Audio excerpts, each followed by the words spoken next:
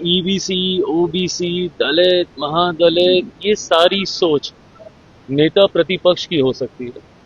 मैंने आज तक कभी किसी बिहारी को ना ईबीसी समझा, ना ओबीसी समझा, ना दलित समझा, ना महादलित समझा, ना अगड़ा समझा, ना पिछड़ा समझा, ना हिंदू समझा, ना मुस्लिम समझा।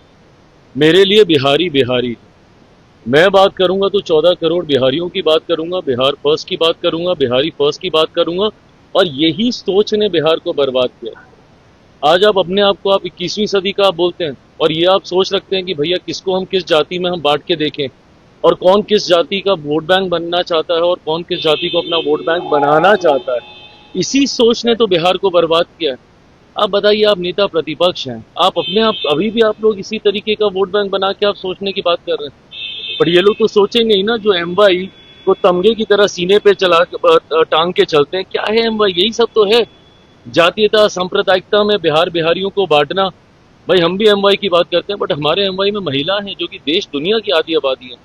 हमारे वाई में युवा हैं जो कि देश की, हमारे बिहार की सबसे बड़ी आबादी है। ऐसे में जब ऐसे लोग भी, और यंगस्टर्स से भी अगर हम लोग यही उम्मीद करें कि भैया वो भी जाति में बांटकर वोट बैंक की बात करेंगे, तो पिछले 50 साल जैसे बिहार के गए, अगले 50 साल फिर ऐसे ही जाएंगे। अगली पीढ़ी फिर ऐसे ही जातियों और धर्म में बंटकर बर्बाद होने का काम करेगी। कम से कम युवाओं को इस तरीके से जाति में बिहारियों को बांटकर बात करने की सोच नहीं रखनी चाहिए। चिराग जी, एक बड़ा सवाल तेजस्वी ने उठाया आंकड़ों के साथ कि 20 लाख बजट का पैसा है और 7 लाख करोड़ की योजना का उद्घाटन प्रधानमंत्री और नीतीश कुमार ने दावा कर रहे, धोखा कर रहे, कैसे पूरा, और कुछ भ्रष्टाचारी अधिकारी और मंत्रियों का लिस्ट है जो खुलासा कर। दिक्कत यह है कि विपक्ष घबरा गया है, और ये स्वाभाविक भी है।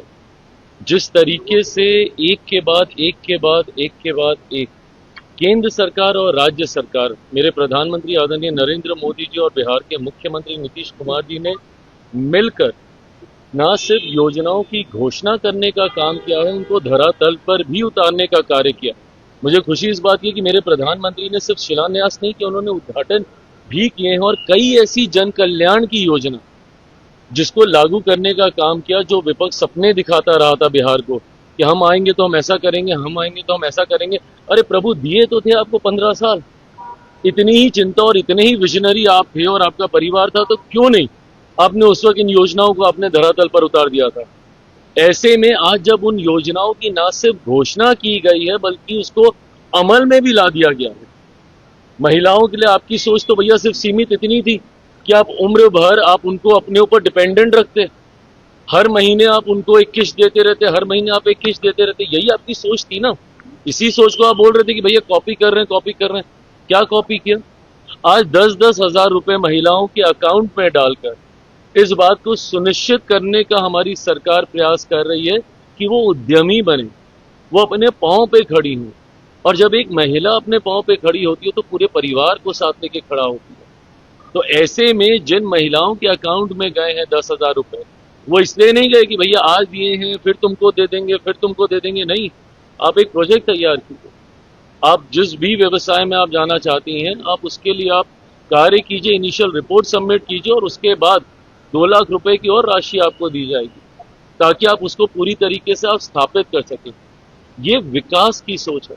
ये कैसे एक परिवार को आत्मनिर्भर बनाया जा सके, उस दिशा में उठाया गया कदम है। और स्वाभाविक है भैया, ये ऐसे कदम हैं जो सीधा गरीब कल्याण की योजनाओं को सशक्त करते हैं, महिलाओं को सशक्त करते हैं, परिवारों को सशक्त करते हैं।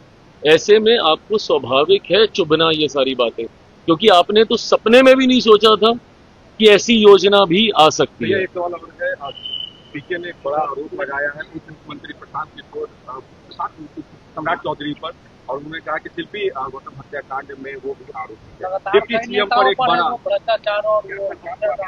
डिप्टी सीएम पे एक बड़ा, देखिए प्रशांत जी एक के बाद एक के बाद एक के बाद एक कई आरोप पे आरोप लगा रहे हैं। ये सही मायनों में कुछ तथ्यों के साथ वो जानकारी साझा कर रहे हैं या सिर्फ आरोप लगा रहे हैं? मैं मानता हूं कि ये तमाम बातें जांच का विषय हैं।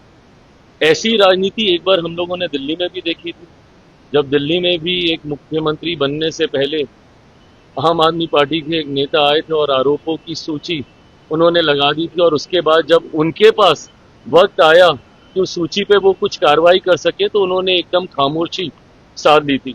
मुझे नहीं पता किन तथ्यों के साथ प्रशांत जी इन बातों को सामने रख रहे हैं। मैं मानता हूं कि जिन जिन के ऊपर आरोप लगाए गए हैं वो पूरी तरीके से सक्षम हैं अपना पक्ष रखने के लिए। उनमें से कुछ नेता ने बहुत प्रमुखता से मानहानि का दावा भी किया है, और भी जो स्पष्टीकरण की जरूरत पड़ेगी समय समय पर ये आरोप लगाएंगे, वो जवाब देंगे, दूध का दूध पानी का पानी अपने आप होगा।